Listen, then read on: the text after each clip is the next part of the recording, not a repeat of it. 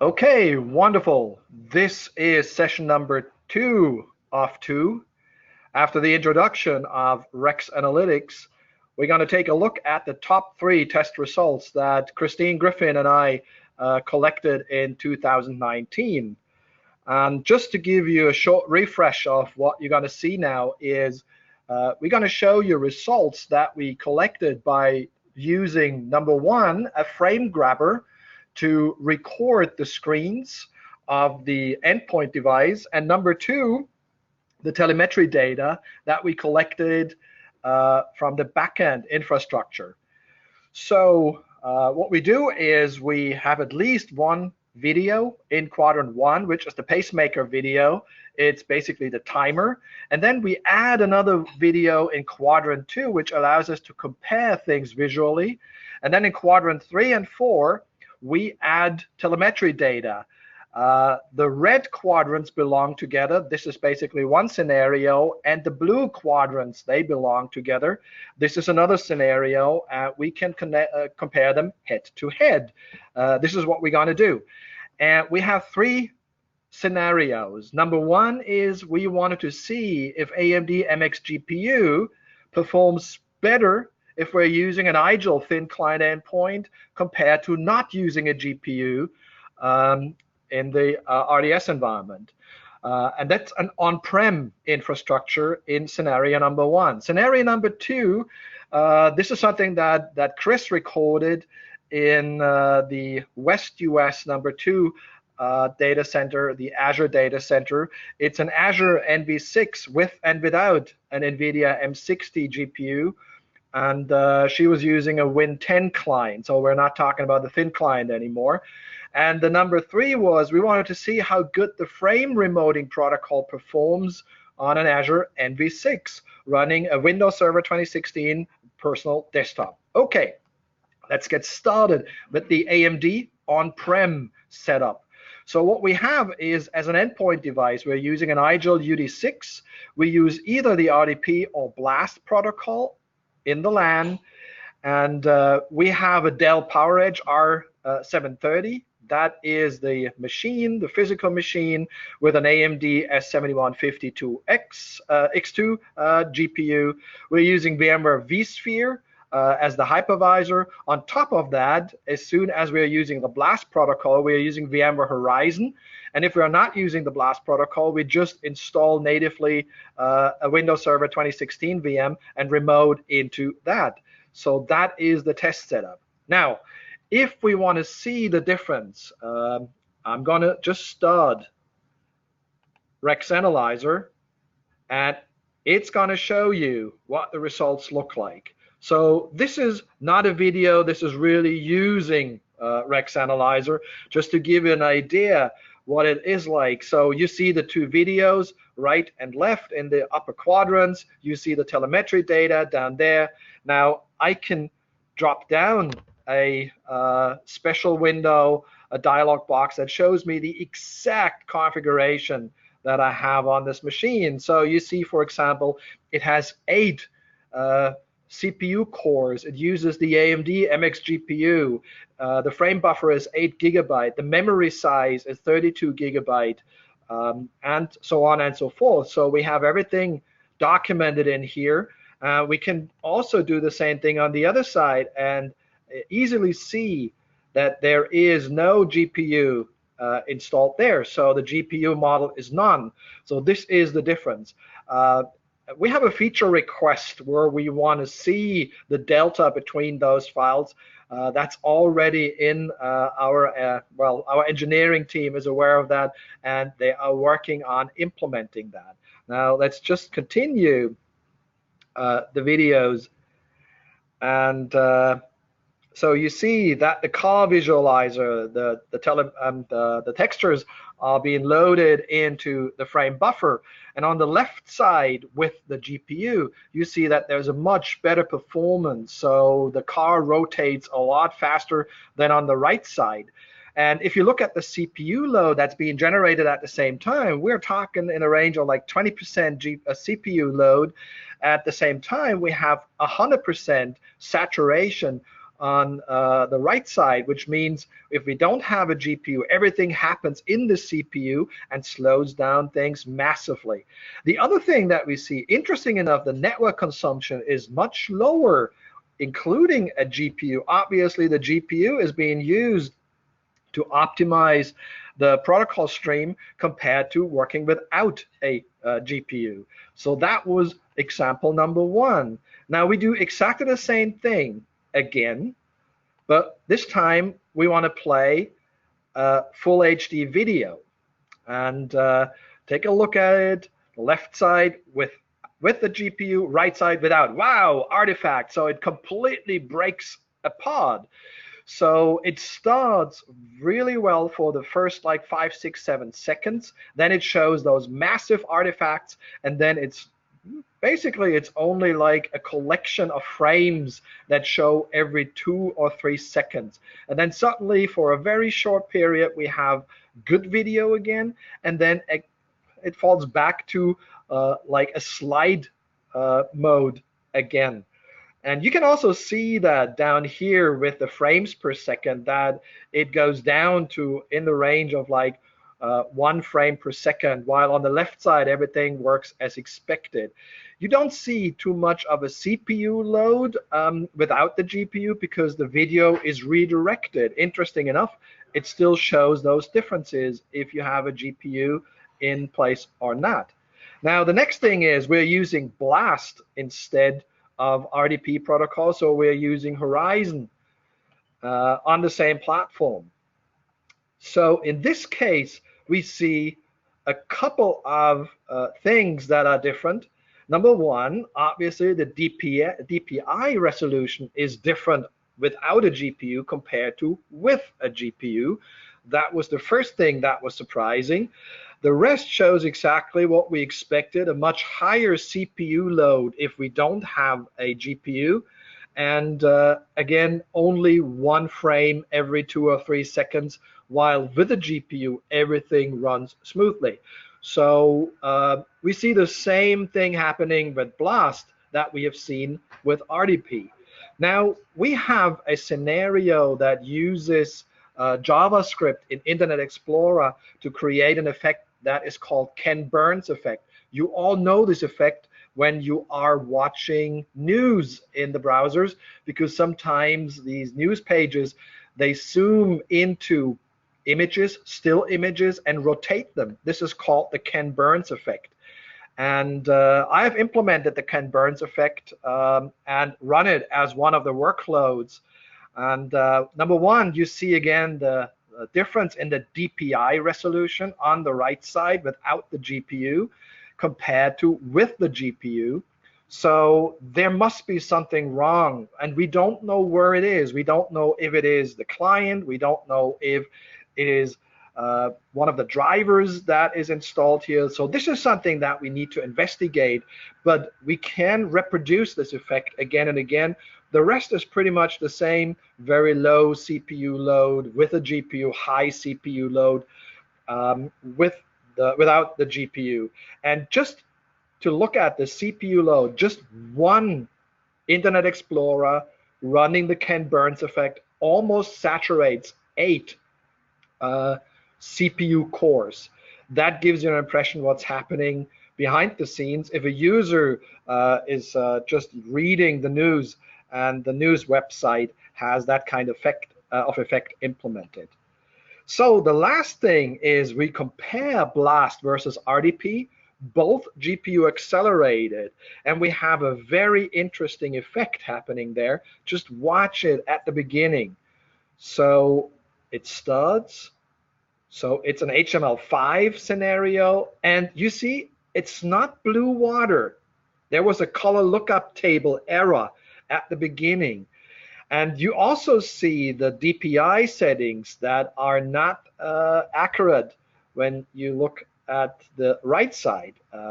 And so, which is interesting. So the BLAST RDP setting and the RDP settings, the DPI settings, are different, even though we are using exactly the same platform.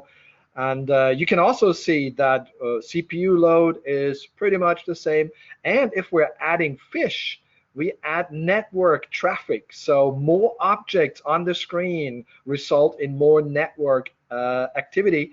And in this case, BLAST is a lot more efficient compared to RDP for that particular use case or that particular workload. So that gives you an idea of on-prem using the AMD GPU. And let's move forward to the next scenario, which is Azure NV6 with NVIDIA M60 GPU. The endpoint device is Windows 10 running on an Intel NUC. We're using RDP connected from the lab to the Azure data center. This is something that Chris has recorded. So her lab is in Seattle, and she connects to the Azure data center in West US. And look at that, she's running Windows 10 EVD VM, the preview. So please take the results with a grain of salt, because it is a preview. There will be optimizations of that VM, absolutely. But we wanted to see what it feels like when we're using it in Azure IaaS and with and without an NVIDIA M60 GPU. Okay, let's take a look at the first one, which is a DirectX 9 scenario. So comparing left to right again. So while on the left side with the GPU, we have around 1,000 frames per second that is rendered in the frame buffer. On the other side, we have between 10 and 20 frames rendered in the frame buffer. Still, the perceived user experience is almost identical, because typically not more than 30 frames per second are delivered through the wire. So it doesn't make such a huge difference. So most of these frames are discarded. But again, you see the difference in the CPU load. As soon as a GPU is present, the difference in the CPU load is massive. We expected more activities on the hard drives, but it's almost the same pattern when it comes to IOPS, because we wanted to look at the IOPS in this particular case. And now we do the same thing with a DX11 workload. And here it becomes really interesting, because without the GPU, it is what we expected. It's stuttering. It's really struggling to render the DX11 scenarios. But here on the left side with the GPU, it runs smoothly for a while, and then it stops for like a second, and then it continues running smoothly, then it stops for a second, and it continues running. So obviously there is still some sort of bug in the implementation here, and we have to find out what it is together with our friends from Microsoft. So this is typically what we give them as well, the results of our tests. We send it over to the engineering team in Microsoft, in the RDS team, and we ask them, hey, how can that happen? Because all the rest will behave as expected. We saturate the system. And it's an NV6, it's an expensive VM with only one application that is running DX11. Now we want to have a nice WebGL workload. And the idea is that this WebGL workload runs inside of the browser, and then the user grabs the ball and moves it up to the surface, so it ripples the surface. Now what I can do here is I can zoom into this one quadrant, and you see how nice it looks. Now I zoom out from this quadrant, and I do the same on the right side, and you see the rendering looks massively different. So yes, it does its job, but the quality, if you just compare those two left to right, are fundamentally different. It's much more beautiful on the left side than it is on the right side, even though we saturate the CPU again on the right side. That is a very, very significant difference between left and right for the end user. We do the same thing with yet another WebGL application, and we look at a aquarium. And we zoom in to the aquarium, and it loads the textures. Everything looks almost the same. It's a little bit stuttering on the right side because there's no GPU. You see that the load is way up, way up. Now look at the difference here. So the fish are moving quite smoothly here. They are happy. It renders 67 frames per second, and in the range of 20, 25, 30 frames per second are delivered. Now if we look on the other side, these fish are moving in slow motion. If there was a shark, the shark would be able to catch, to get all these fish immediately because they are moving so slow, and the bubbles are moving to the surface in slow-mo as well. So this is not the user experience I would expect from that kind of application. If we go to the next, we see another interesting thing happening because it's a heavy-duty DirectX application. And some of you may have seen that before. So it takes a while to load the textures into the frame buffer. So you will see the load activity. It takes longer without the GPU, but it tries its very best. Here it starts rendering. It still has this stuttering that it stops for a second or so every once in a while. But suddenly we see an error message. Okay, let's zoom in here. And let's try to take a closer look at what we have here. And what you see here, oh, it tries to put texture elements into the video frame buffer. And it says, wow, I'm out of memory. There's nothing. I cannot create this DirectX elements. And so it just dies. So the application cannot continue. And you see it here, it goes down, no CPU used anymore, but it doesn't do anything, while on the left side, it still does its job as to be expected. So this is a very nice result because you cannot see that kind of effects in a performance counter. The last thing that we have in this scenario is we want to show you a new implementation of the telemetry quadrants 3 and 4. Internally, we call it quadrant 5, even though we know that it doesn't make any sense. There cannot be a quadrant 5. So the official name is telemetry overlay comparison. So what we do there is we combine quadrants 3 and 4, and we show for example, the CPU results overlaid in only one graph. So you see the 100% versus the 20%, and you see it in one graph. Yeah, we have to work on the color code so that we know exactly what we see there, but this is a brand new implementation that we're working on to make this visualization even more beautiful. Good.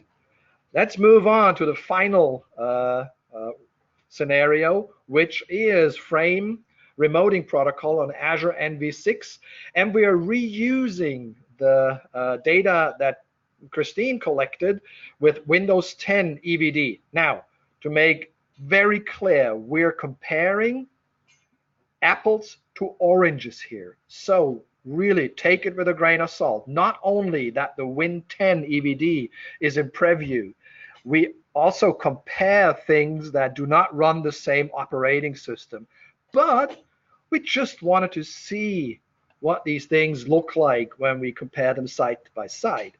You see the telemetry data. Here we are injecting the raw telemetry data and not the filtered telemetry data because we can select the performance counters that we want to display.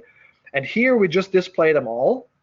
And what you see here is that the performance of this Ken Burns effect is pretty smooth with the frame implementation, and it still shows this kind of stuttering or this freeze effect with Windows 10 EVD every once in a while.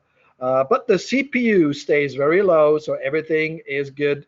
All the other things are not directly comparable, just to be honest with you. That is something that requires some more analysis work. Now let's do the same thing with an OpenGL application running the same side by side. Then you've got about 20 seconds. I simply have to say, in both cases, performance is outstanding. It really looks like I'm running it on my local laptop. It's 60 frames per second that it renders. It delivers in the range of 30 frames per second. It's an amazing performance, and so I'm really happy about that. Now let's go to the last one, and it's going to show you one effect that we were able to observe a couple of times. So obviously the RDP implementation, native Microsoft implementation, takes sometimes longer to load textures into the frame buffer if we compare it to other implementations. Here in this case, frame is a lot faster loading all the elements into the frame buffer, which also is user experience. How long does it take until the application really starts when it needs to load things into the frame buffer? Here you see on the left side, it's still loading, it's still loading, it's still putting stuff in the frame buffer. Eventually it's going to start, and then it shows those 1 second freezes again until it recovers and runs smoothly again. So those were the results that I wanted to share with you.